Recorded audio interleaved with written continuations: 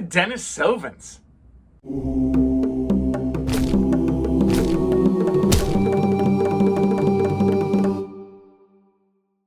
Okay, a bit of a toughie today here on Kinkella Teaches Archaeology. Who were the Denisovans? You had to ask. Well, they were the ancient people who lived in Denisova Cave. Duh. All right. The Denisovan population is basically a version of quite modern humans that existed from around 300,000 to about 30,000 years ago. There you go. Okay, that's the short version. But the longer version, there's a lot more here, my friends. When I used to teach bioanthro in the early 2000s, I still do teach it today, but we're going backwards in time.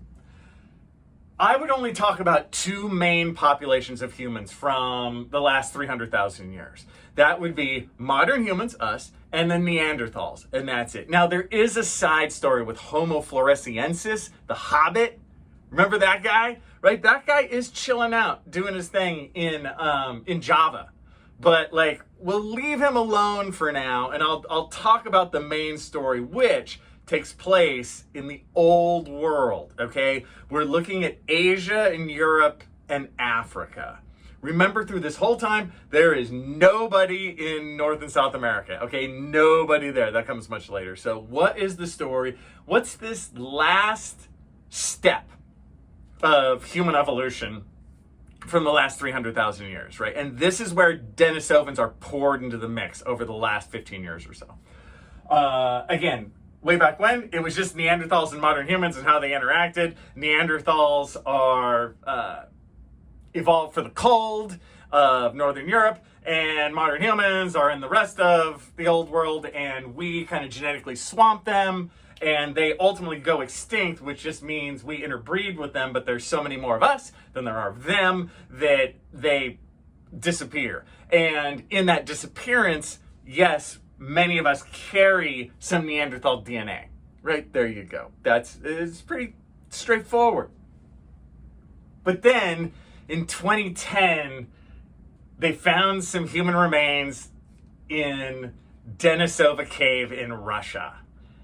And they were demarcating them as like this new sort of subspecies. Again, we're all so close at this point in human evolution that it's almost a subspecies situation. It's kind of a different populations thing because we can interbreed, so that would be subspecies. Remember, this is not millions of years ago. We're not talking about Lucy and Australopithecines and Homo habilis and all that stuff from millions of years ago. We're not talking about ape-looking guys. We're talking about guys that look basically just like us, okay? Yeah, maybe their brow ridges are heavier, their brain case is a little bigger, but like, whatever. They're complex individuals just like you and I.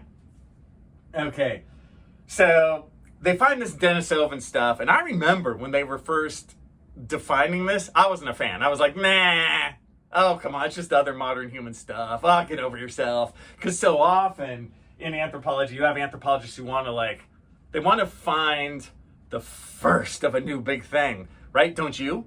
They don't want to find the 17th of the same thing, right?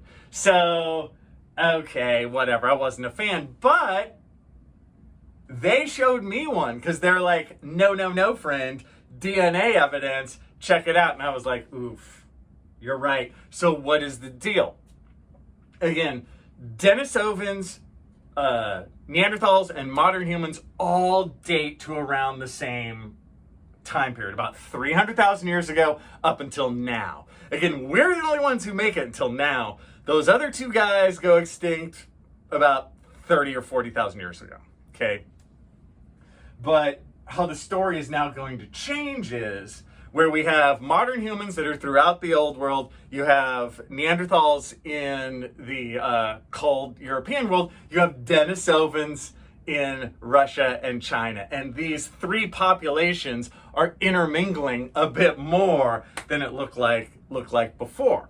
Now, what's great about the whole DNA thing is we can also use DNA to test old fossils that we found a long time ago that are sitting in museums and this kind of stuff. And they did that. And it turns out that a quite famous fossil, a skull called the Dragon Man, that was found in China in the 30s, happens to be Denisovan. Yeah, it's so cool. Again, before the DNA testing, we would have said, oh, that's kind of an early modern human, right? It's not that different, but the DNA tells it. It does have very heavy brow ridges and this kind of thing. So that's awesome. But in finding that, it spells doom and gloom for the name Denisovan. What's gonna happen, I think, and again, you guys, this is brand new. This is like 2025 stuff.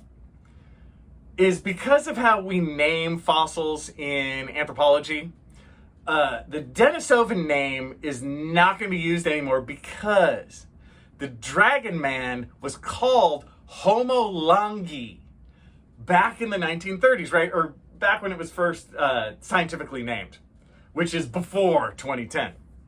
So because of how the scientific naming process goes, it's kind of the first name takes it. And so since Homo longhi had already been used for this same group, I think what you're going to see is the name Denisovan is going to go away, and then you will see Homo longhi put in instead. So the last 300,000 years will be a story of Neanderthals in Western Europe, Homo longhi in Asia and sort of East Asia, that area, and modern humans throughout, and the give and take on how all three of those populations came together to ultimately make us.